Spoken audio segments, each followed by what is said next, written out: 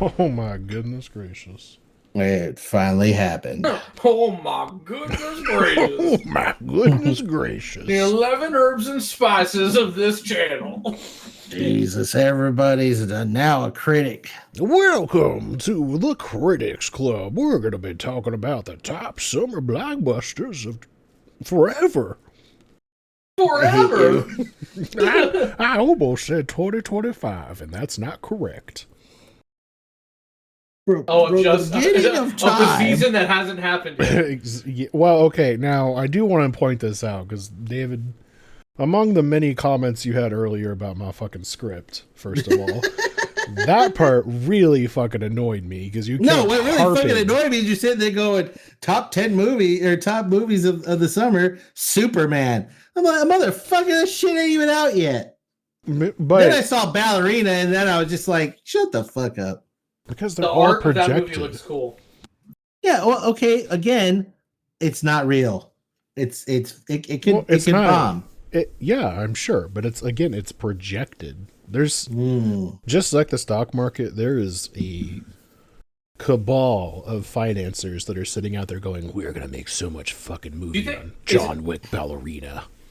We're gonna You sit think there they, and once we sacrifice our goats. Does Vegas have betting for stuff like that? Oh, 100%. They've got There's, you, right? Okay. there's betting on everything. Yeah. Yeah. There's betting on pro wrestling, which is I'm sure hilarious. there's I like feel- a meteorological like society of like betting in Vegas. They're like, will it be sunny in Los Angeles today? Let's find out.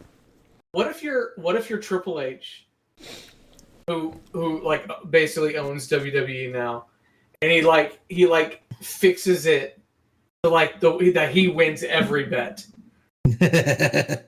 I mean, What? As That's long why as that's they ridiculous. Well, here's the thing: if they keep the storylines and stuff like that, as how do you say, as tight-lipped as we all hope, then that's probably feasible.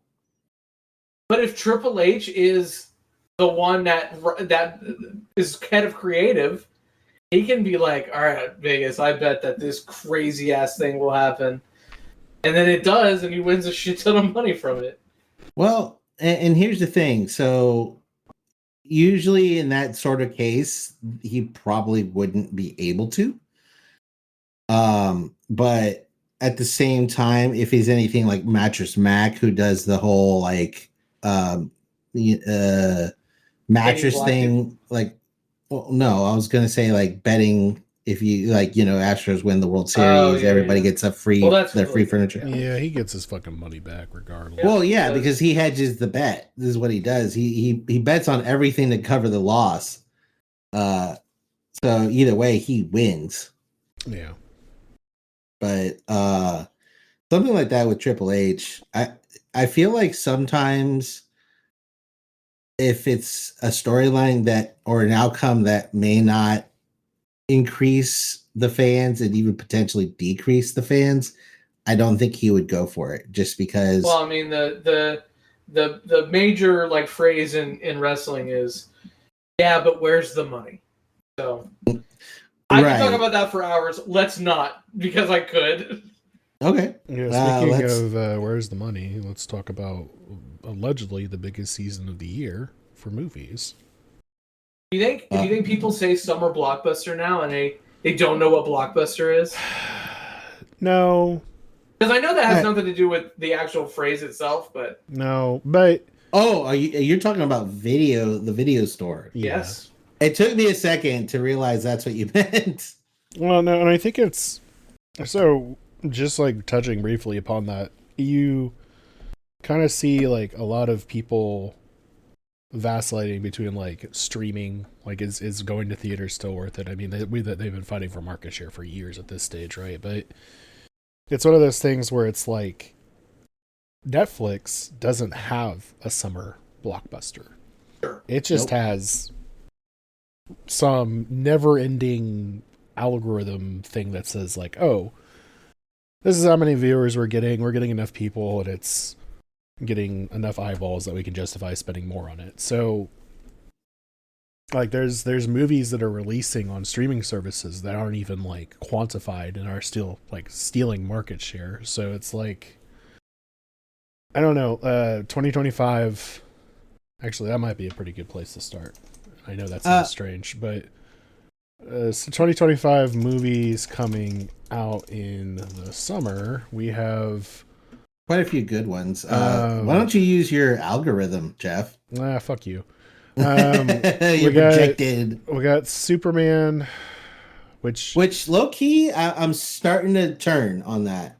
I wasn't big on it at first because I'm like, another Superman, another person, not Henry Cavill.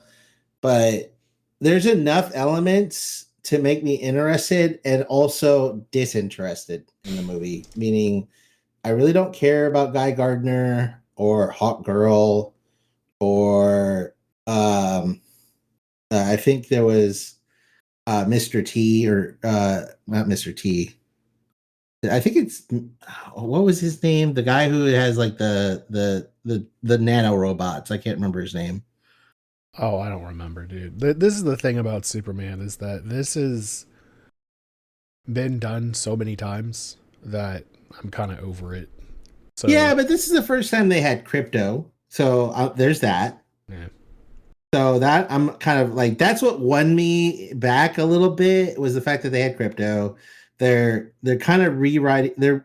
They're keeping his. They're not rewriting his story, but they're also kind of keeping it pretty similar. Meaning they have, his dad is there and alive in this version, which is pretty pretty canon. Yeah. So there's a few things that I think I'm gonna like more versus the Cavill version, or rather the Snyderverse Superman. Well, yeah, but let me just like really quickly run through. Right, sorry, I forgot. This is not a new movie podcast. No, it's okay. We've got the remake or the live action remake of Lilo and Stitch. There's Mission Impossible, allegedly the last one. Bullshit. Karate Kid Legends, The Phoenician Scheme, Wes Anderson, Ballerina, John Wick, The Life of Chuck, the live action How to Train Your Dragon, which I've got lots of opinions on that, and I won't get into it here. 28 Years Later, F1, Megan 2.0. Like, this is all shit that's just May and June so far. Jurassic World Rebirth. So there is a lot of appetite for summer movies still, and honestly, I feel like this summer is pretty clogged. Here's the thing that I've noticed with when there's a lot of uncertainty in the world, people go to like three of the main things that keep people happy. Food is one, booze is another, and movies and entertainment is another one. And regardless of how you feel about what's going on, it's chaotic as fuck in the world right now, especially in the United States. And entertainment is going to be high on the list of people want to forget what's going on in their daily lives. So the movies are going to be hot this year. I feel like it's going to be fine. I might even go back to theaters, and I haven't been to a theater, I feel like, in maybe 4 years. Yeah, I mean, that sounds about right. Because the last movie I remember seeing in theaters was the last Bond movie. We didn't see 1917 after Bond, or was that before? I believe that was before. Yeah, that's fair. Okay. Well, so David is actually just to get a little bit of context with the last podcast we did. This was not a specific year. We're following the same vein. We're not doing a specific year again, just because, I mean, that could be insane if we try to do that. So there's no specific time frame. This is just our top 10 overall movies that we think are considered good. You know, in my mind, the way I picked this, and this may be a little bit different than what you all did, which is perfectly fine. This is like what I would consider like essential summer programming. if I were to go to a movie theater and like program something, this is what I would have. So David, go ahead and take it away. So I think you forgot the most important qualifier, or at least I didn't hear it. Summer blockbusters. The movies that thrilled and frilled and all the other adjectives and verbs and words that excited us, changed our opinions, made a shit ton of money doing it. I'm going to start off with when I was curating this list, I didn't. I had a hard time with it because I try to remove a lot of the stuff we have historically talked about, just because usually when it comes to summer movies, they're one and the same. That usually most of the movies that I enjoy come out in the summer. And as Jim would say, I'm a very simple person when it comes to movies, and I like to turn my brain off and watch things explode. So I'm gonna try to go away from that and name a few movies that I don't think we've talked about before that were summer blockbusters. I got two movies that I think are going to be somewhere on your list. Yeah, well, let's see, because it's definitely not going to be Indiana Jones. No, I decided to start off with 1983's War Games. Oh, interesting. Okay. Yeah, a great movie. I don't know if any of y'all seen it. I hope some of you seen it. Yeah. It's a movie. It's basically a hacker movie, a sci-fi movie. One of my favorite movies, actually, of all time. And it actually made 79 million in the domestic box office. Unfortunately, I don't have worldwide numbers for some of these movies. They may have not been released worldwide, considering the age, but I'm not sure. So War Games is my first one, and this is all going to be in no particular order. More than likely, I might just go by year. So War Games is for one.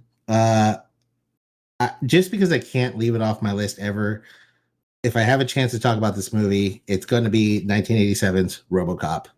It's one of my favorite movies. I love that movie. $53 million domestic box office. There's obviously there might be a theme to my movies. Sci-fi is always a big plus. Cyberpunk even is definitely up there. The dystopian future is really my jam, and RoboCop hits all of those. So next on the list is 1990's Total Recall. Another banger from one of my favorite directors. This movie made $261 million worldwide. It was one of Arnold Schwarzenegger's better movies, in my opinion. Right before he made an even bigger movie the next year. But that is not something I care about, because I'm going to name his other good movie that I really enjoyed, which is 1994's True Lies. And damn, that's an underrated banger. It is, yeah. Great movie. One of my favorites. I feel like some people in our friend group do mention a certain scene more than others. And in the box office, made $378 million worldwide. Wonderful movie. If you've never seen it, approach it with an open mind. Arnold still does have his very classic speech patterns, but it's a good one. And this next movie is a movie I don't think we've ever talked about. 1997's Face Off. Made $245 million worldwide. And it starred John Travolta and some other guy. The premise of the movie is one's good, one's bad. They swap faces and try to live each other's lives. You didn't even mention the better actor. I know. I was messing with you, Jim. Actually, I have no idea how many are we at. You have done. Fuck, I wasn't keeping count either. I completely lost count. What professionals we are. Super professional. We forgot to name our number our list. Mine are all numbered, so. Oh well, good for you. Wait, buddy. is yours not numbered? Mine's not. I totally forgot to buy. All right, what was the last one you did? And then I need to count down from there. You know what? I'm just gonna name 3 more, and we'll call it good. Okay. Okay, Is that fair? that's fine with me. Okay. 1999 Speed. Keanu Reeves. $350 million worldwide. Great movie. 2002's Minority Report. Wonderful sci-fi movie. It does, unfortunately. David, what year did Speed come out? 1999? Nope. No? Nah, that's a 94 joint, man. Oh, did I? That's my bad because apparently Did you put Speed 2? Oh my god. No, what One happened of the worst was movies I've ever seen. I hand wrote 9 or 4, but it looks like a 9. That was 97 as well, so Speed? Okay. we're all right there. Speed was 90? 97? Speed 2 Cruise Control was I released was gonna say June of 1997. Terrible movie. Anyways, moving on from a great movie that is Speed with the wonderful actress Sandra Bullock. I do have to make 2002's Minority Report. It is Tom Cruise, unfortunately, but also probably one of his better movies in my opinion. I've got a Tom Cruise movie on my list, so I'll forgive you. If it wasn't for the fact that it's super, super recent, I would name one of his movies that is very, very recent that I really enjoyed. But Minority Report, $358 million worldwide. Great movie. And my last, but not least movie, I must say, is another Tom Cruise movie. Oh, and it came out in 2014. Okay. Can you guess the movie? One of the Mission Impossibles. Nope. No. Edge of Tomorrow. Yes. Okay. You are correct, Jim. Edge of Tomorrow. Fuck, that was 2014. It was 2014. What the fuck? I know, it's pretty damn wild. 2014, Edge of Tomorrow, $370 million worldwide box office. Crazy premise of a movie. There's no way to really explain it other than a guy it's Groundhog Day dialed to 11 with a bunch of aliens and sci-fi guns, and it's great. One of the worst marketing campaigns. Oh yeah, I would have never watched it. The only reason I know about that movie was because I watched part of it on a flight. Found it was super interesting, and then ended up watching it later. And I was like, this is a great movie that I've literally never heard of. Well, that's kind of par for the course for that director, though. He's got like a lot of just like, because he was the director of the first Bourne Identity. Oh yeah, okay, that makes sense. So, but then if I'm not, hold on, I have to double check his credentials here. He then went on to direct Jumper. Actually, I actually liked Jumper. Nah, Jumper was terrible. Wait, I'm not saying it was a good movie. I said I liked it. The Joseph Gordon-Levitt and Bruce Willis. No, that's Looper. Jumper. I like that movie. Jumper is the Hayden Looper's Christensen film where he right after Star Wars. Oh. That was Hayden Christensen? Yes, sir. Oh, you're right. I did not realize it was him. Where he teleports and he finds out he's like a mutant kind of special guy, and he basically he's a thief. He ends up developing this ability to teleport anywhere in the world. So he teleports into a bank, steals his money, and because no one can catch him because there's no evidence, he slowly starts building up a massive amount of wealth. Well, apparently there's like a secret society of anti-jumpers, and it becomes this whole thing. Samuel Jackson is the villain again. I thought it was Rourke. No, it's Samuel Jackson. Mace Windu versus Darth Vader. Well, it's just not- he plays a villain a lot more often than I think. Yeah, and one of my favorite ones is actually Kingsman. It's one of my favorite. His lisp is horrible, but I love it. I don't know why. I mean, that's the whole point of that, though. It's just like he's just trying to be. I think it was just the idea of a super evil bad guy like that is what made me like it more. Less of his performance and more of his character. Yeah, I was just thinking of like Unbreakable, and then. Oh yeah, you're right. He is a villain. I didn't watch this, but I know he was a villain in Miss Peregrine's Home for Peculiar Children. That's the movie where Heath Ledger dies. But no. No? No. That is the Imaginarium of Dr. Parnassus. Oh, I know it was something weird. Yeah. I was thinking, the what? Was he even in that movie? You fucking broke my brain for a second. Yeah, okay. Well, cool. David, I'm sorry. Jim, now I believe you're up. Let's do this. All right. Yeah. I did 20. I usually do 25, but I did 20 this time. And I'm just going to rock it out 20 through 11. If you want me to expand, holler at your boy. All right. 20. 1994, directed by Robert Zemeckis. Oh. Oh, and I'm going to have y'all guess, too. Oh, you're going to make me guess. I'm going to make both y'all try and guess. This Forrest is 20. Gump. Forrest Gump. 1996, directed by Roland Emmerich.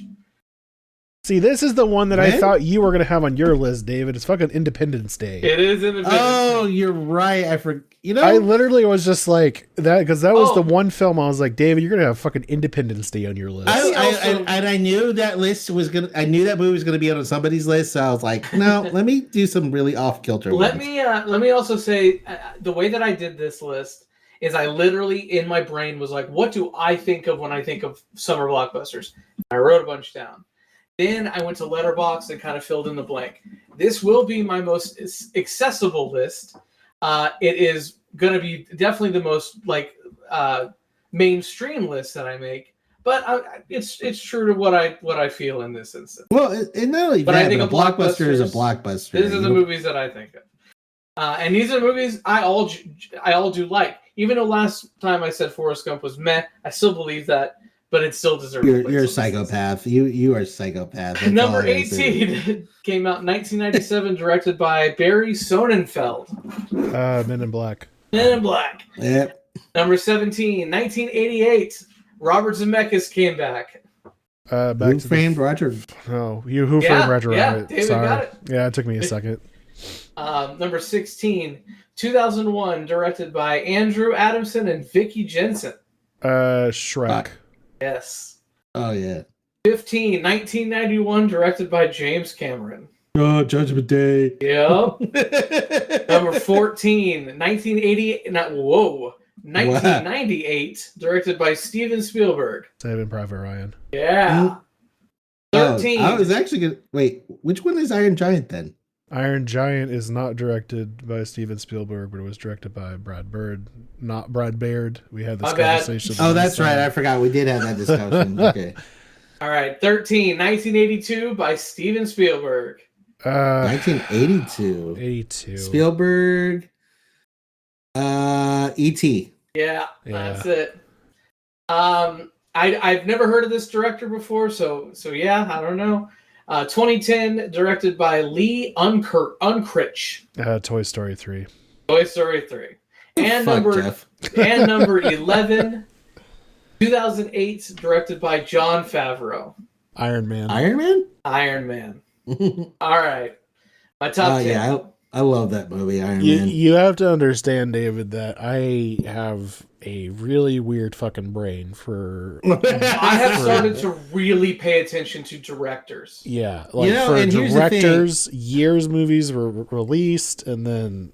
I've been... Yes, this past month... I know on some level, when it's a good director, I vibe really well with the movie with certain directors, but I try not to know even the actors of a movie, mainly because I want to try to approach a movie in the most open-minded state possible for me. That's why Todd doesn't watch movie trailers. And I understand that 100%. I mean, because you form an opinion of a movie, whether it's good or bad, regardless of it, and it can cloud your experience. And I understand that entirely. With Robert Pattinson for years. Yeah. So, like you refuse to watch any of his movies. Yeah. Yeah, because and I get it. Yeah. Yeah, because of Twilight, I'm sure. Yeah. No. All right. Number 10. Yeah. Number 10, the newest movie on my list, released in 2023, had a budget of $100 million, made $976 million, directed by Christopher Nolan. 2023? Yeah. Can it? No. That would have been. I said no. Yeah, I noted myself. That would have been Oppenheimer, right? Oppenheimer. Yeah, great movie. Very good movie. And Geoff is mad at me. I did bring it on my Letterboxd down from a 4.5 to a 4-star though. Listen, man. I will say that film would not have been as successful if it wasn't for that score. That score is fucking killer. Ooh, that score is very good. And I feel like the movie itself, it's one of those movies where I don't think it would have done it. I think it's one of those movies that was kind of essential for the moment, meaning the movie industry had a kind of like a very cold start for the last 2 years before that. You had no real movie to bring people to the movie theaters. And then all of a sudden you had the whirlwind of Barbie and Oppenheimer. Man. Right. Well, here's the thing. I really truly feel like I don't know if the movie would have done as well, Oppenheimer, without Barbie. People love Christopher Nolan, man. And I'm not saying it wasn't a great movie, and I'm not saying, but I think with the ensemble cast, the combined effect of, no good movies have came out that really made everybody want to go to the theater. And then also on top of that, you have the Barbie whirlwind that helped push Oppenheimer. I think it just came out at the perfect time. I won't argue with that. And I understand the 4 stars because I kind of have to agree with you on there, Jim. Great movie, but it's not better than my favorite Christopher Nolan movie, which I do have as a 4-star movie. Well, continue your list, please. Ew. No, I already said that. No, you can't use my joke against. I've never seen that movie, but I've only heard negative things. I got it on 4K. Really? On purpose? Yeah. That's I'm gonna give it a rewatch. I think because it came out at the height of the pandemic, and I just wasn't in the right headspace for it. But it's also Nolan at his most unbidden. Fucking weird. I love time travel. That would be really fucking weird and try to make Inception. What the fuck? No. Oh my god. His weirdest movie is ultimately his best movie, in my opinion, and that's Memento. No, I would say Memento is not as weird as Tenet. Okay, really? Yeah, okay. Dude. Tenet just goes and fucking It's one of those movies where you're watching it and you can tell that he was like, I'm going to make a cerebral thriller and it's going to be the best thing ever and people are going to be blown away by how clever. I'm going to put on a second tweed vest while I do it. Yeah, he's like this. I'm going to do a bunch of mushrooms, take some LSD and see what the fuck happens. But he's it's one of those things where you can tell he's like, aren't I clever? And it's just not, it just doesn't fucking stick. He's definitely stroking his own salami to that movie. What a phrase. Wow. What a phrase. So that was my number 10. Number 9 from 2015. Budget of $185 million, brought in $380 million. Directed by George Miller. Okay, so not Jurassic World. What year did you say? 2015. Fury Road. Fury Road. I still love that movie so much.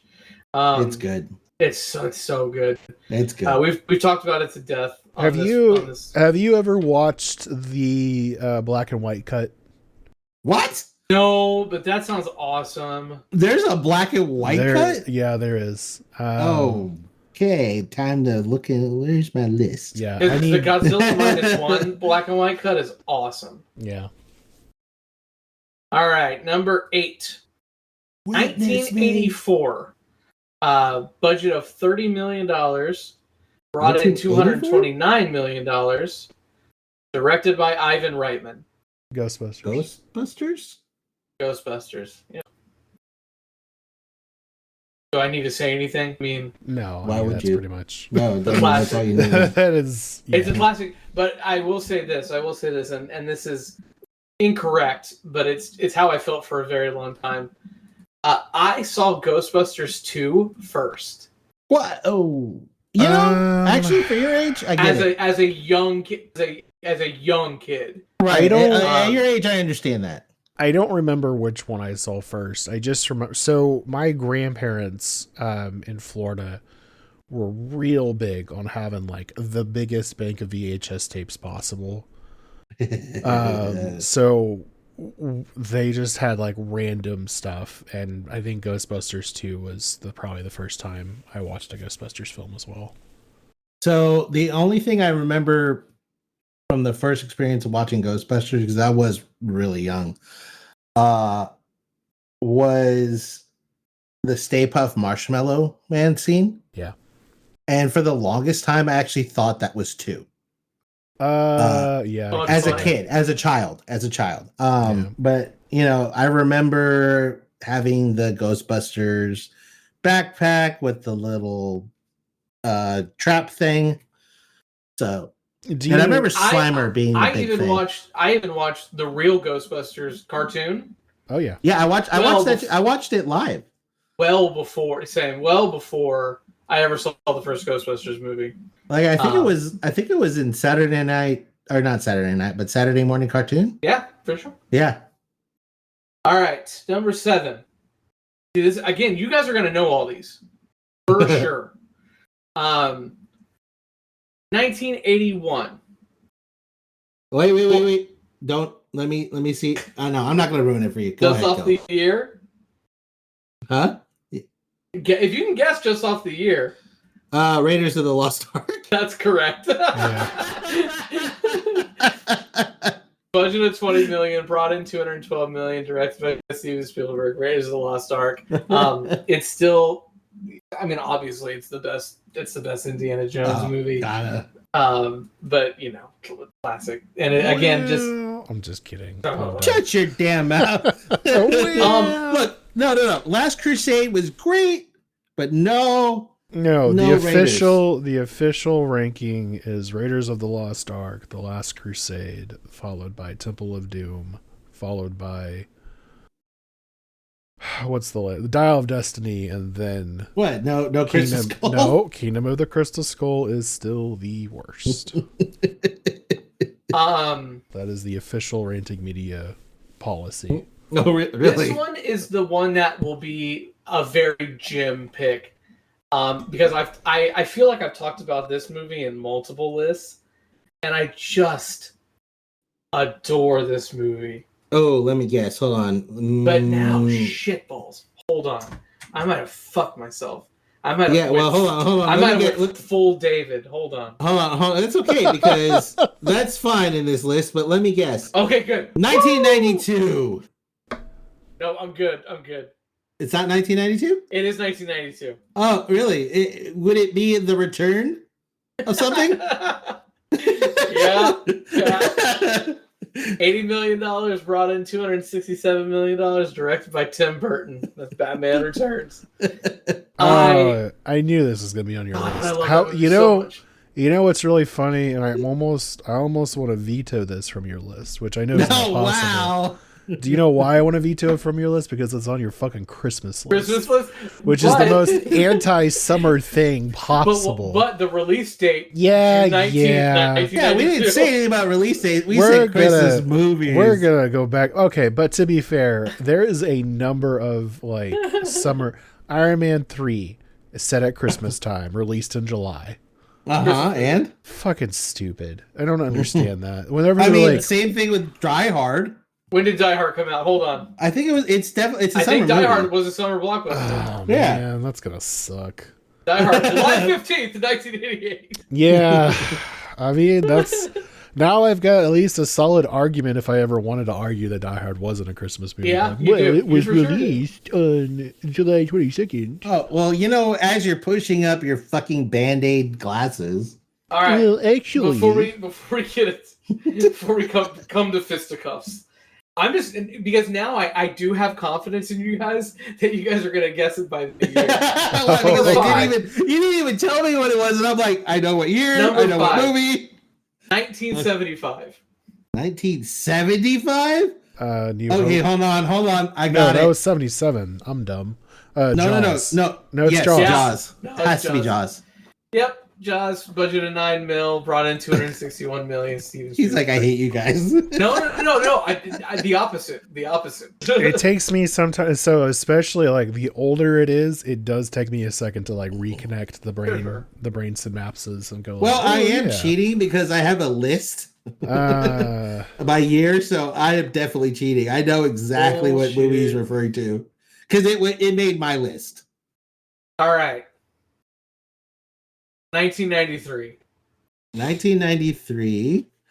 That would be The Park of Jurassic. Now that I know you have a list, it's not as fun. I know, right? Close out that list. Close that list, you motherfucker. I'm not using a list. Bullshit, you aren't. I really am not.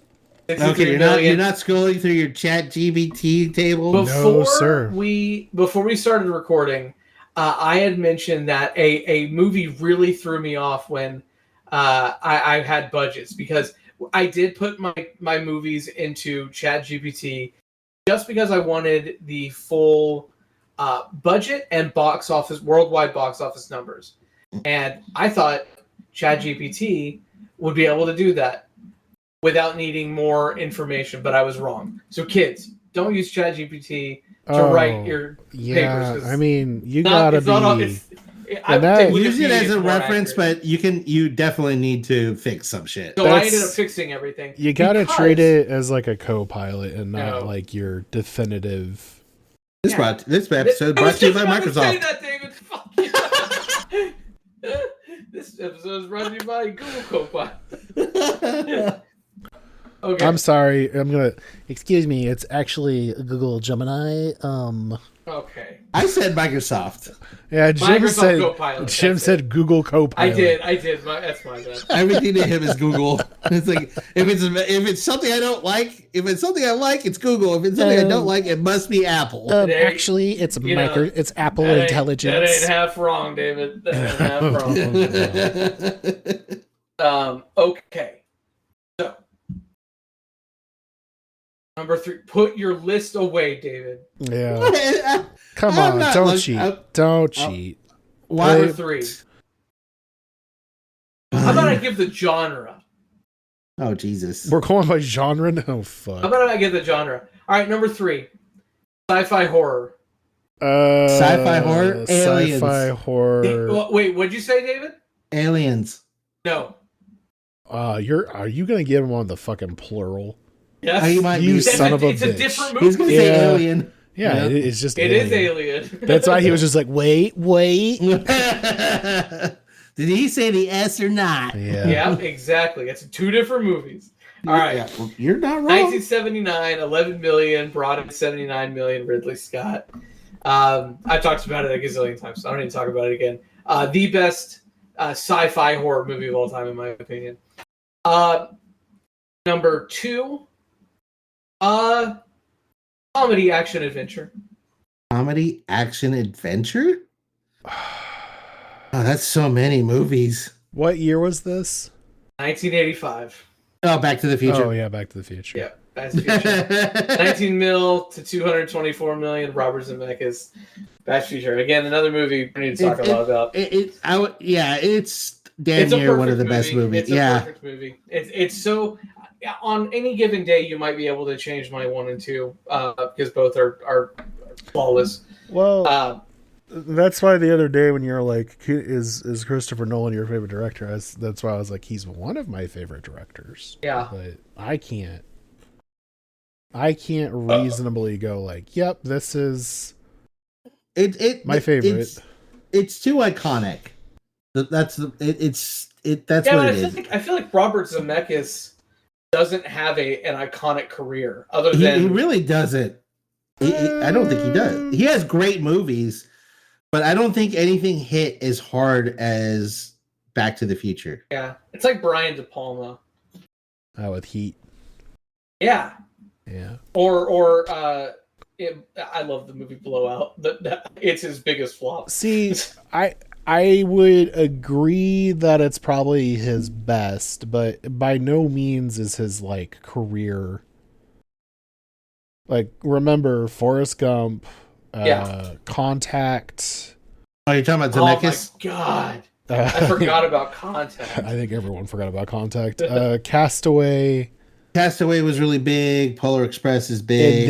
And then he entered into his I'm gonna have people with frozen dead eyes era with Polar Express, Beowulf, Christmas Carol. He directed that Beowulf movie. Oh yeah. Yep. That is one of the 3 infamous movies I walked out on.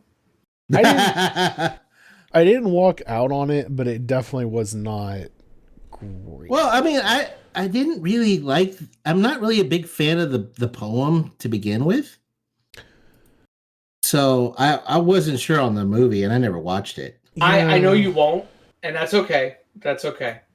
But if you ever like are like, man, I wanna read something, and you're like, I want to read like a classic. Go back and read Beowulf, but J.R.R. Tolkien's Beowulf. J.R.R. Tolkien's Beowulf? He has a version of Beowulf? He has an analysis on it. Yeah. Where basically he published it, and then basically he breaks it down. Interesting. Well, so here's the thing with you have to remember he is a professor, but he was also a linguistics professor. Right. At Cornell? I almost said Oxford. It is Oxford. I almost said Stanford. Oh, that was definitely University.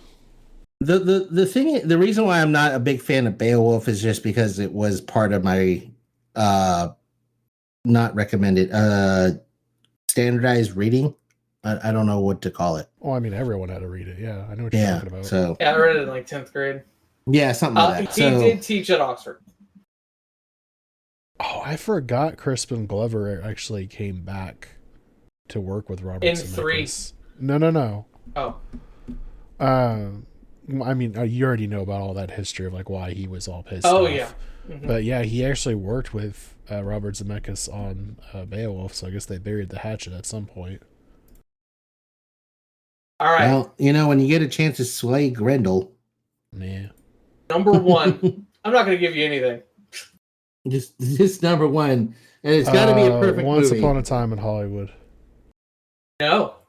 Man, that was. There are no Tarantino movies on this list. Well, there's just. I'm not to be crass, but it is a bit of a surprise to me. And it's not The Dark Knight. Oh. Okay, give us a little bit more than just. Doesn't have to be the year. 1980. 1980. Now, in the 80s or from 1980? I think it's. Oh wait, you know what? I know exactly what it is. It's a Star Wars movie. Is it? Yeah, because I remember this. Jim really likes The Empire Strikes Back. Yeah, correct. I mean, I get it, but. All right, 1980, Irvin Kershner, 18 million brought in 209 million. To me, it's the ultimate summer blockbuster. It's the ultimate sci-fi films. It has been nothing but downhill since this movie for Star Wars. In my opinion. Whoa, all right. All right, I'm gonna say fuck you. They peaked here, and yeah. All right, hold on, Jim. Now I know I've talked about like how you don't want to get into TV, and that's perfectly fine. However, no, Geoff, no, seriously, no. Andor is fucking great. Like so not only is it TV, which I'm kind of like off of right now. I can't fuck with Disney, dude. I can't do it. Okay, hold on. Did you like Rogue One? Yeah, I did. Dude, this is literally the guy who wrote Rogue One. They gave him like full carte blanche. They're like, do whatever the fuck you want. And let me tell you, the results are pretty fucking good. Do I have to like know all the other bullshit? Nope. No, and like I will tell you other shows? No, and I would tell you it's very standalone. And it leaves. Is it a lot of yakking? Well, you know, I'm cool with that. I mean, that was kind of Rogue One though too. Like if we're being honest. That's what I'm saying. Is it a lot of yakking? Is there a lot of talking? Awesome. Just there's no. It's not like Skywalker. There's no like Jedi. It's literally just like his whole pitch for the show. He's like, I want to fit in as much as I can about revolutions and the good and the bad and the ugly and the real. Like, what would it take for a functional revolution to happen? And then he just tied Star Wars into it. I am a Bernie guy. Listen, I'm telling you, especially like it is a slow burn, especially like the first like 4 or 5 episodes, but you'll get into it. That and you need to watch Fargo. I'm serious. You need to watch Fargo. I would love to have an in-depth, scene-by-scene breakdown podcast of Fargo. I'm absolutely obsessed with that movie right now. I cannot believe it took me 38 fucking years to see that movie. It didn't come out 38 years ago. But. So, David, this is where we're going to tell you about the backdoor pilot for our second podcast, which you will probably not want to be a part of. Okay, it's going to be an in-depth analysis of one movie. Oh, Lord. I don't know what we're titling that yet, but it is in the works. I feel like that's in the works. Backdoor of what movie? Action. Oh, it's going to be like we do one movie at a time. Oh, so you sit there and you search for the anal cavities of the movie. Got it. That's why the show needs to be called Backdoor Deposits. What? Wait, what is? I know where you're going with this, but it's turning into like a porn film, and I don't like it. What was the slot called at Blockbuster where you came to put your movie? The return slot? Yeah, just the returnment, man. I mean, we'll massage that. We haven't run it through the. No, let's not respond to the back door, Geoff. No massaging the back door. We haven't run it through the marketing department at Ranting Media yet. So the marketing department's horrified. Yeah, that's party of one. Marketing department is horrified. All right, Hefe, bring it home. All right, man. So make sure you bring in the deposits. Jesus. Okay, so there are some movies that I purposely left off of this just because, I mean, if it were truly like all of my favorites, then it would be very repetitive really quick. So and we all probably would have very similar movies. Now I will say the first 4 are going to be like, oh wow, we already. Well, actually, no. I'm sorry. I'll get into it. Number 10. Number 10 is a Disney film. Ugh. Released in 2002. Disney? Disney. 2002. It is animated. Toy Story 2? It is Lilo and Stitch. Oh, I've never seen it. Fuck. Really? So good. Yeah. It is a monumental crime to make that a live action film. Okay, Agreed. I have something to say about that. Okay, go for it. And I'll be quick. So again, I've never seen the animated movie, but I literally said to my wife, I think yesterday, because we saw an ad for it. I said, if any of these movies of Disney's that they're making into a live action movie, this is the only one that's ever looked interesting. I have mixed thoughts on it, and I'll tell you that I've looks watched like the movie. It should have always been a live action movie. No.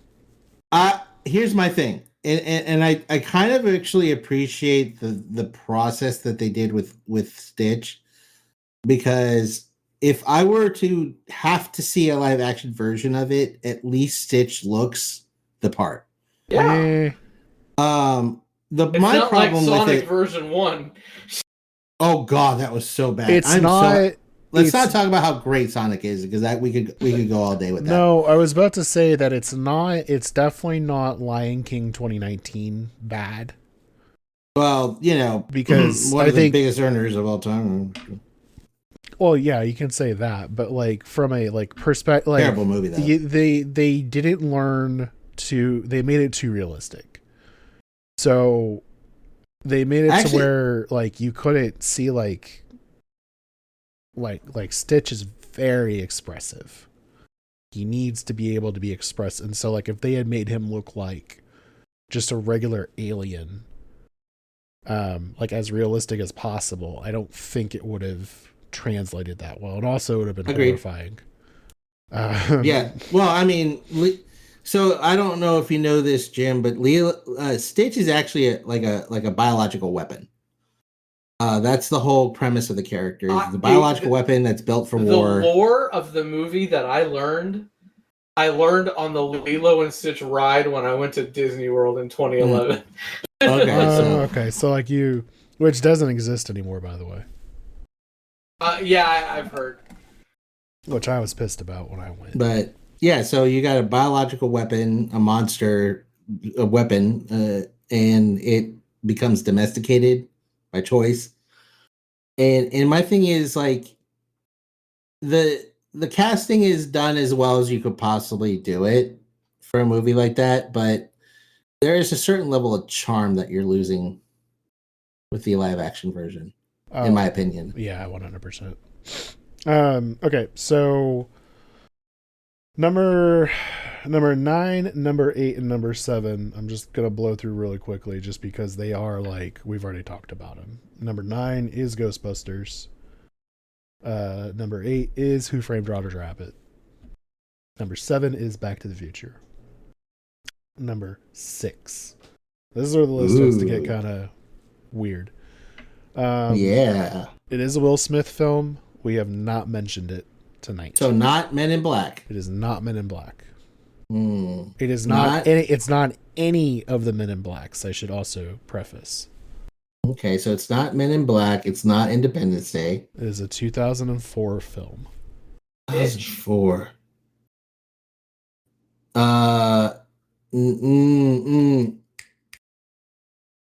Is it the one where he's walking? He's a superhero, right? No. But he's like a drunk? No. That's Hancock. That's Hancock, yeah. Hancock is later. Is this the one where he's like the only person in New York or something like that? That's I Am Legend. I like that movie though. It's iRobot. Really? I fucking love that movie. Interesting. Such a good movie. Yeah. Yeah, man. I just like everything about it was good. I wouldn't even say it's like a guilty pleasure. Like I would. No, I mean, anybody. I'm actually pretty surprised because it is a good movie. I'm surprised you liked it. It's one of the few movies that I think portray the 3 laws of robotics by Isaac Asimov really well. That's what I read. Yeah. It does. It absolutely does. The other being Bicentennial Man. I was gonna say that's the Robert Williams Bicentennial movie, Man right? was really good. AI actually, I feel like did pretty good too. The Haley Joel Osment movie? Oh, yeah. Actually, no. That's pretty solid. I'll agree on that. Did you Strictly not? Did to you the- not like that film, Jim? You didn't like Which one? AI. Oh, dude, I've never seen it. Oh, do you know the history on that? I have seen Bicentennial Man, but have forgotten every second of it. Well, hold on a second. Remind me, you're not a huge Kubrick fan, right? No, not really at all. So Although I'm really gonna try and jump into his stuff more. So AI was actually mostly written by Kubrick.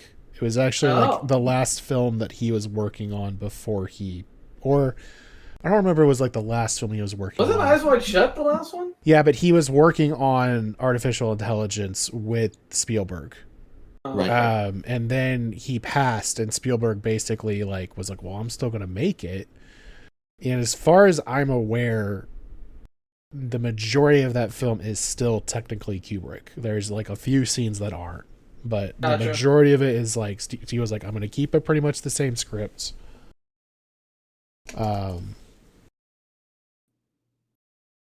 It's funny because if I type in AI, I was really concerned about like what was going to pull up. What are you looking at? Well, no, it's just like the fucking like AI. No, I know that comes up. Yeah, I get it. Oh yeah, he started working on it in the early 1970s, and then in 1995 he handed it off to Kubrick. I'm sorry, to Spielberg. Spielberg. Yep. But it didn't gain momentum until Kubrick died. Then they finally released it in 2001. Yeah. Yeah. No, it was pretty solid. Number 5, Guillermo del Toro film, and that's all I'm going to say. Pacific Rim. Fuck yes. God, I love that movie. Such a good movie. I have never seen the second one, but I haven't seen the second one either. Don't. I do. If you like the first one, don't. Yeah, I was about to say. I think it's kind of a crime that they didn't let him do the second one. Don't even let. No, I have so many things about that second one that I'm like, that should have been. Yeah. So number 4. I remember this coming out in a different year. Hold on, let me double check that real quick. No, okay, it did come out in the right year. There is the reason why this particular movie makes my list is that this is one of the very first movies that I saw in theaters once I got my truck. Once I was able to drive to the theater by myself. Whenever I wanted. I had that once. Yep. School let out for the summer, and I made it a point. I was like, I'm going to get a job, and I'm going to watch as many movies as I want during this summer. It was a movie that came out in 2009. It is a science fiction film. Really? This one? It is Star Trek. Oh, thank God. I thought you were going to say Transformers. No. No. Thank God. Okay. No, I absolutely love Star Trek, the reboot with Chris Pine. Yeah. Phenomenal. That is actually one of the trilogies that I got for like $15 at half price books on 4K. It is definitely up there. It's one of my first one of my big movies I go to a lot. Yeah, I love Star Trek. Chris Pine, Chris Evans, Zachary Quinto. Now, I will say for the very first Transformers when it came out, I will say I liked that one a lot, if only for the visual effects. Oh, beautiful. Because like it was them transforming, just watching all that was great. That was fucking Industrial Light and Magic, like fucking flexing. For real. So they were like, look, we fucking figured out. Like, I remember watching the behind the scenes on it. He was like, the math that was required to do this it's huge. And I was like, thank fuck I didn't have to do that math, because every other subsequent Transformers film has been garbage. I only saw the first one, and I liked it. I did like it. I think first and best. 2 I saw in theaters, and it was the first time I ever sat directly in front of the screen, and that was Ouch. I literally had a headache. I was like, ouch. Halfway through that film. It's one of those movies where if you watch it, watching it up close, while it isn't ideal, it's not the worst. But there's so much going on in those screens, in those kind of movies, that watching it in that angle, you're snapping your face back and forth, and it's too much. Last movie I ever watched in the front row was a very early date night with my now wife, and it was a midnight release to Inglourious Bastards. Nice. So not only is it midnight, we're about to get strapped into a Quentin Tarantino film at midnight in the front row, and like we're still like just starting the date. Wow, that's yeah. Luckily, she liked me. Must if you watch that movie at midnight. There's very few movies. I think I started doing midnight movies when Marvel really started to get big. Oh, 100% I did midnight movies for Fast and Furious 1, 2. I don't think I did 3. I had to, because it's one of those things where, like, if you didn't, you would get spoiled. And that yeah. And back then, especially, like, I'm talking like Avengers. Yeah, it's fucking ruined. You would just be like, everyone was talking about it. Not only that, but you just wanted to beat the shit out of the person that spoiled it for you. Yeah. So I definitely remember doing a midnight of. But then it's funny that I don't remember when movies started doing this, but their quote unquote midnight releases were actually 7:00 the day before the movie was supposed to come out. Oh yeah, I remember that. Like all of a sudden they just moved that timetable up. I think that started like in the middle of the Marvel movies because of how much they kept getting just overwhelmed. Yeah, I guess. I don't know. I mean, there isn't like yeah, I mean, there's not really like a movie this summer that I'm like, I have to go see that in theaters. Well, let me rephrase that. There is one. I'll get to that. Number 3 is and I should have ran this at the very top. This is not necessarily like my favorite ranked up to 1. I did rank this by box office. You're welcome. David. Oh, okay.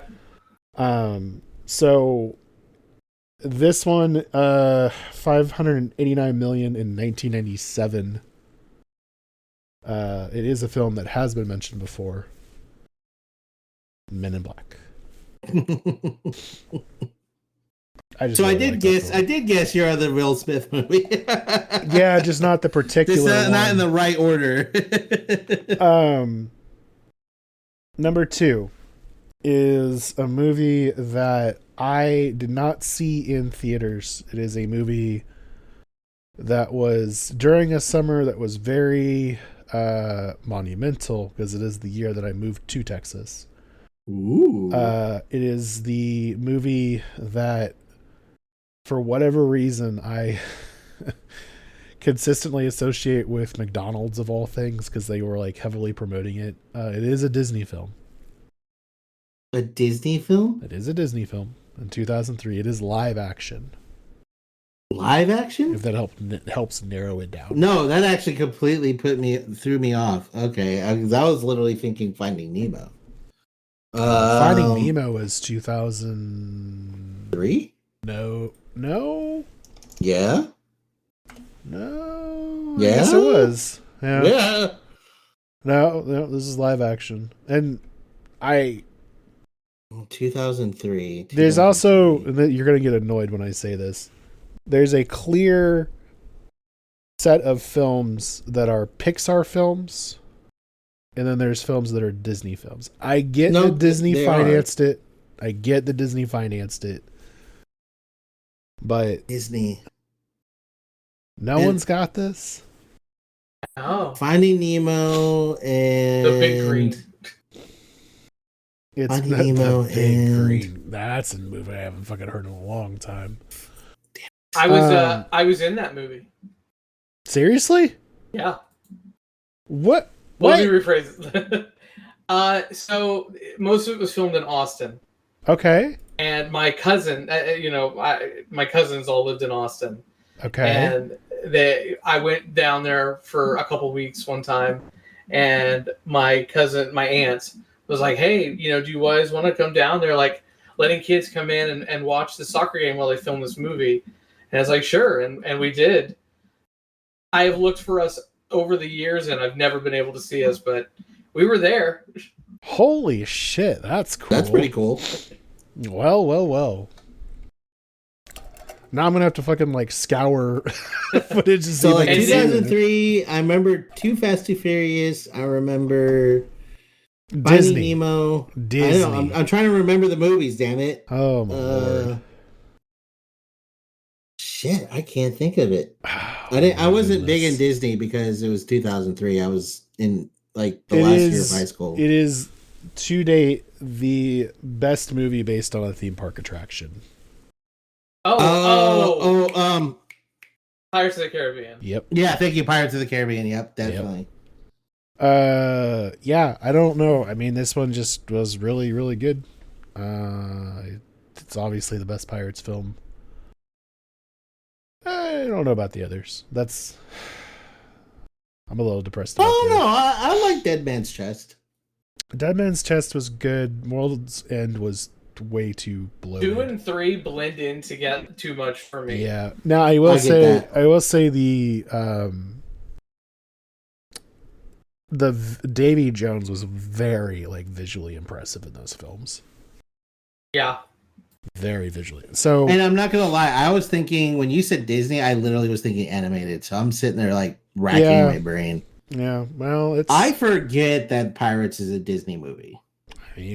Through and through, based off their theme park attraction. Well, I understand. I'm just saying I forget. Yeah. So number 1, is this is gonna be out of left field, or maybe not. It is a Tom Cruise film, released in 2018. Impossible? It is an Impossible. I've only seen the first 2 of those. Oh, so you've never seen Henry Cavill reloading his fucking arm? That's so I am epic. going to. I actually do want to watch all of them. So I do plan on doing that. There is I think it was 3 or 4 where he grows his hair super long. Not 2. super long, but long for him. That was 2. Yeah. That was 2, yeah. That kind of 2, threw me off a little. All long-haired guys have to stick together. Is that it? No, 2. I don't know if I've seen 2 all the way through. The reason why is because that was done by John Woo, and nothing against John Woo, but he brought all of his like John Woo sensibilities to a Mission Impossible film. So there's literally like a shot of him like running through like doves. And like, can I tell you my story of Mission Impossible 2? Okay. So I had seen Mission Impossible 1 on pay-per-view when I was a kid. Sure. Mission Impossible 2 comes out. There are 2 pieces of material that really got me excited to see that movie. One of them was the MTV Movie Awards little special where they had Ben Stiller as his stunt double. And it's so funny. If you've never seen it, please look it up. It is so funny. And then a certain band had a song on the soundtrack. And at that point in my life, I did whatever this band told me to do. And that was Metallica's I Disappear. Oh, no. And it is not a good song. And so I went with my friends only for that to see that song in that movie. Only to find out that it is not in the movie. It plays right when the credits start rolling. Damn it! You watched the whole movie for that. Yeah, I just I haven't watched it. I just know like it's notoriously regarded as a bad film. 2? Yeah. That was the last one I ever Mhm. saw. 3 is where it gets like better. Yep.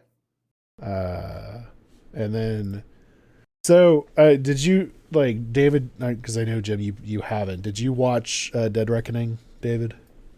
Dead Reckoning. I have not watched the new one. No, So that the was newest in, one. Well, Yeah. that was in 23. So the newest one's actually coming out. Like it's Right. out No, now. I'm saying that it's the 23 is the newest one. I'm gonna go see that one in theaters. The Reckoning, the Final Reckoning. Yeah. The in theory the last one. Yeah. See, they went to Cannes and they weren't even there. Like the film didn't even play. Yeah. And Oops. I don't know. It's one of those things where like I've already heard that it is kind of a clusterfuck because it's just like they're like, let's do all the crazy shit we They're could. trying to get all the shit in. Yeah, they're trying to tie all the loose ends up, and like, yeah, but also, and they're like, I guess they were complaining about how it's just like the stunts are. I was like, don't, like, the stunts are the whole reason you go watch that. 100%. The opening of Dead Reckoning in particular was really fucking good. Yeah. Random side tangent. Simon Pegg is in every one of them, I feel like, except No. for from 3 up until 2 and 1. Yeah. He's been kind of fucking annoying me recently. Really? Yeah. Like Your favorite. What are your favorite actors? Yeah, so like every time he goes on social media, people well, are like, that's where you're fucking up. No. Right there. Hold on. People are like, when are you guys gonna do like Hot Fuzz 2 or whatever? And he's just like I get it. But he's gotten to the point where every single time he's like, don't fucking ask me about that shit. I hate that shit. It's so fucking annoying. I can't blame him. How would you feel if somebody sat there and asked you the same thing 100 times a day from like 100 different people? I get it. But you can also be like really polite and not be such a fucking dick. And he was for probably the first 20 years. Nope. It has been straight like anytime someone asks him about it, he's always been pissed off because he's like, oh no, I'm doing other things. And I don't know. It's just a random thing that just. I mean, he did like 3 other things. I don't know. Whatever. Well, that's the thing. Like, if you look at if you go to his page. Oh, it's so fucking crazy. He's in a lot of shit. Yeah, but like, how many of those things are actually like monumentally huge? Let's see. He was Scotty in all the Star Trek stuff. He was in Star Wars, a few different ones. Now, don't get me wrong. Like, I still love his shit, and like, like I love him as an actor. I was just like, all right, man. Like, just be like a little bit more. Like, these are your fans. Like, they just want you to be in other shit. Like, that's what they're trying to get at. So he did Hot Fuzz in Hot Fuzz in 2007, right? Yeah.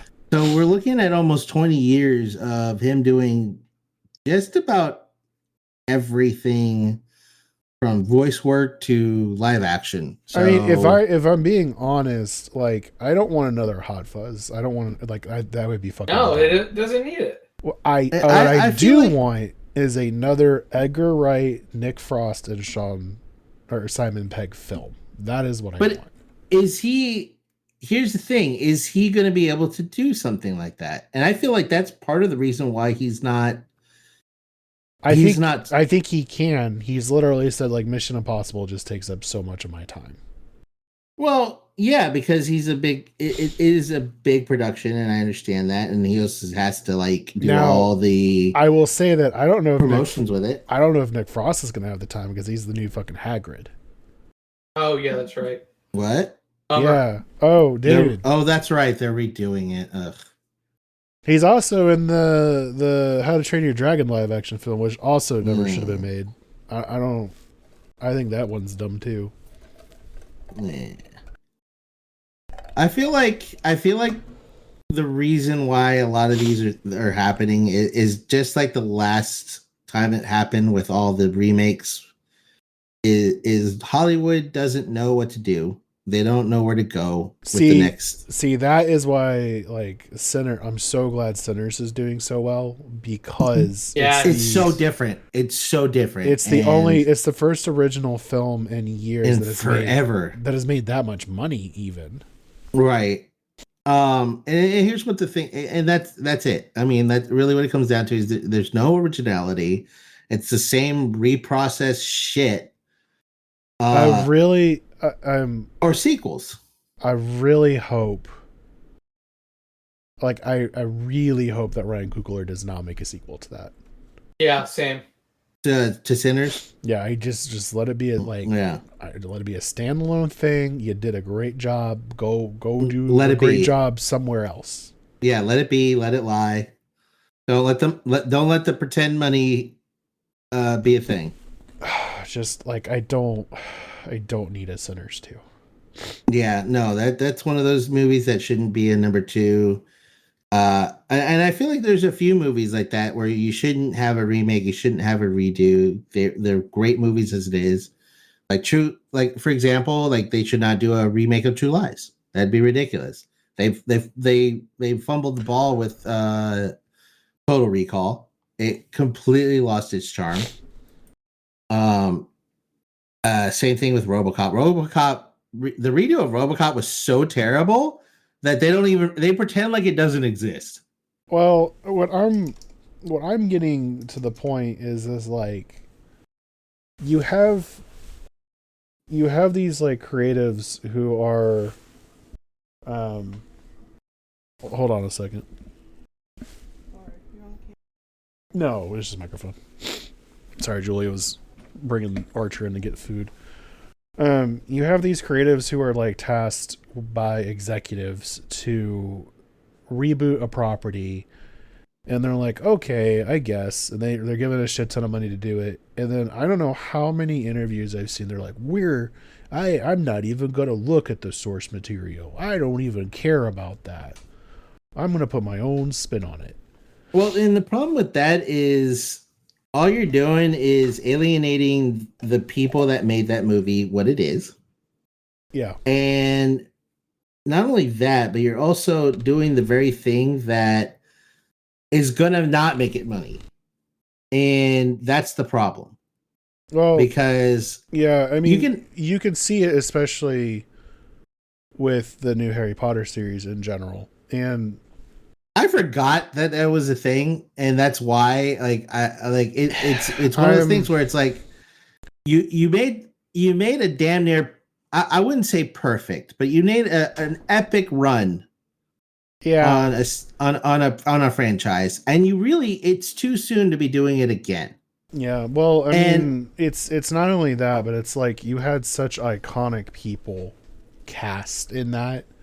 The cream of the crop, like it's unfathomable for me to see anybody else play Severus Snape other than you can't, right? And not only that, but you can't have even the fact that you had to change actors for Dumbledore.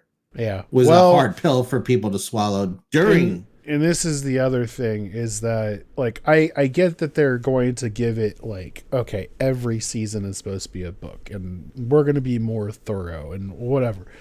Cool. That's fine.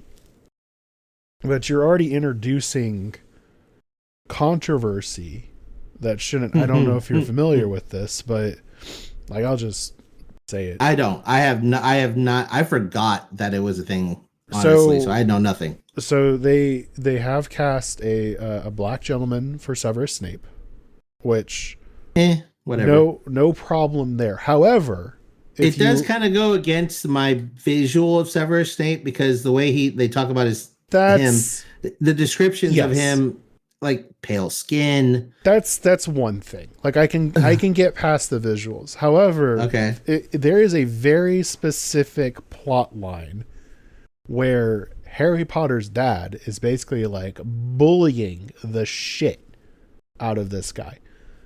Mm-hmm. It is a white guy. Yeah. Bullying probably the only black guy in school. It's a little, and like now one could argue we don't like they haven't cast Harry Potter, so we don't know what that Yeah, I means mean yet. he could be East Asian. You never know. But that being said, With green eyes somehow. You know, that's just like, did we not really think about that before we did the casting? Like, I'm sure the guy's gonna fucking. I think the guy's gonna probably crush it, but I don't know. It's literally kind of like that whole thing where people get upset at older movies because they're not as diverse as more current movies. And the thing is, though, it really depends on where and why. Like, for example, Ferris Bueller's Day Off. They're in the middle of like bumfuck Indiana. Look at the census and tell me the percentage of that. Chicago. Was it Chicago? I thought it was. Oh, I'm thinking of a different fucking era movie of that. What movie was set in Indiana? Wasn't it? It's not fair. Which is the other one? Are you talking like breakfast? Is it a John Hughes film? Yeah, it's a John Hughes film. I'm trying to remember. I feel like I might be wildly wrong about this, but I feel like John Hughes is like a Chicago guy in general. No. The one movie was in Chicago, but it's everything else that wasn't. Shermer, isn't it Shermer, Indiana? Or was it Illinois? Sherman. What's the movie about? Maybe no, Shermer High School. The high school. Talking about Breakfast Club. Yeah, but I thought Breakfast Club. Where is Breakfast Club set? I think it's Indiana. Is the fictional town of Shermer? Oh Jesus, fuck! Illinois. It's Illinois. Well, I hate to say this. You know where Chicago's at, right? Yeah, it's in Illinois. I know. That's why I couldn't remember if it was Illinois or Chicago.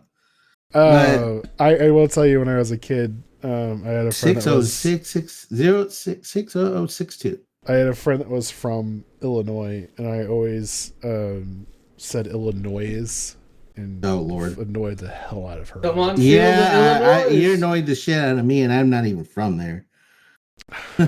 I also called St. Louis St. Louis. Why? Because anytime like Louis was written out, like it was always pronounced Louis, like King Louis, for whatever reason. I didn't know I was going to get silence for that. Plus, also one of the greatest folk albums of all time is called "Come On, Feel the Illinois." Oh my goodness! I feel. Wait, say what was the title again?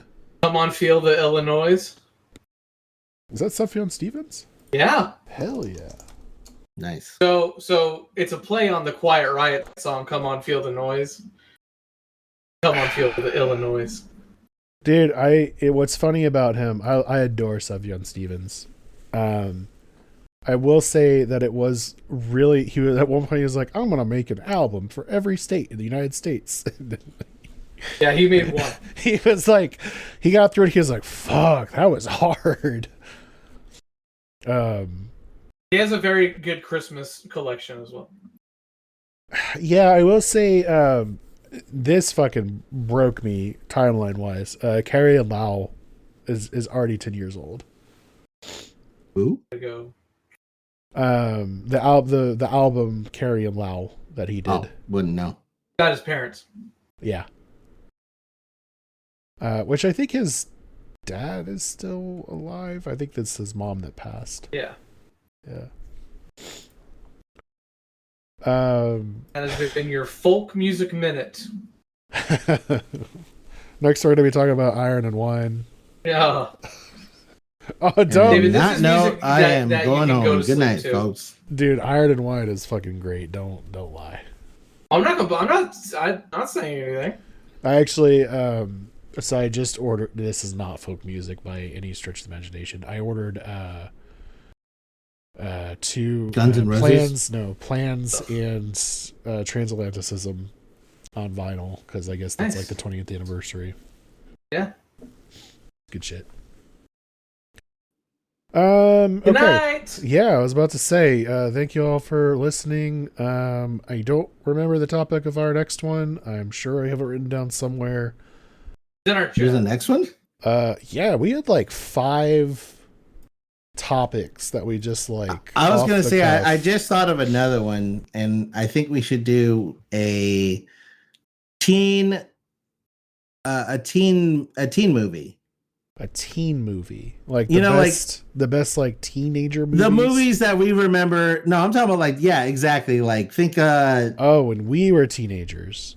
well, not just when we were teenage, but teenage movies like the like Breakfast Ferris Club. Day, yeah, Breakfast Club, Okay. Ferris Bueller's Day Off, movies like Accepted, American Pie. Oh shit. Yeah, I'm talking about goofy, dumb, just ridiculous movies that we watched that would never fly in today's society. Oh, I mean that could be interesting. There's. I'm thinking. I feel like that would old bring up school. some memories. I feel like we're just Old talking School about. was another one. I feel like we're just talking about like Judd Apatow films though. At that stage, it's just I mean, Judd you're Apatow, Seth Rogen. most of Seth Rogen's movies were like that. A lot of was it? I always say his name wrong. John Cert. Michael Cera. Damn it! Whoa. There you go, Michael Cera. That's how. How have we got 3 podcasts? You still haven't gotten it right. Because he's literally the most like just bland person I've ever seen in my life. Oh my lord. You know, I'm gonna okay. I'm going to get Michael Cera to show up at your house. Oh god, he's just- gonna punch me in the It's face. just fucking just. I He's like, can't tell. hey, my name's Michael Cera. Fuck you. Just decks you. And then he'll be like, now you're going to remember my name. You're like, Michael Cera, I love you. I don't know. He's Canadian. I don't think they can punch. Oh, that's simply not true. I don't know. I feel like Canadians they run on fucking maple syrup. They can punch people in the face. Sorry Anyways, about that. Pow. anyways, yeah, we have a few things in the hopper. We got to run this new podcast through our marketing department. Ergo, with the 3 of us. The butt cheek deposits or whatever you called it, the backdoor deposits. The backdoor deposits, Jesus. I will say on rantingmedia.com we are also infrequently, but we are posting articles about, reviews and stuff. Jim is actually It's all Jim. Jim is doing the work. well, that's he is doing about 90% of the work. The 10% that I have done has been Sinners, the review, and Andor season 2 episodes 1 through 6. So yeah, we do articles now. Again, we are bringing articles back. Yep. So thank you all so much for tuning in, and you have a great night and enjoy your summer blockbuster movies. Yeah, and hopefully you found one that you do want to watch.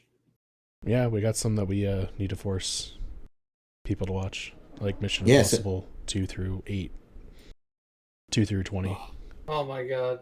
2 Do through. we have to start? Do you have to start with 2? I mean, I have to. Well, you guys don't have to. All right, y'all have a good night.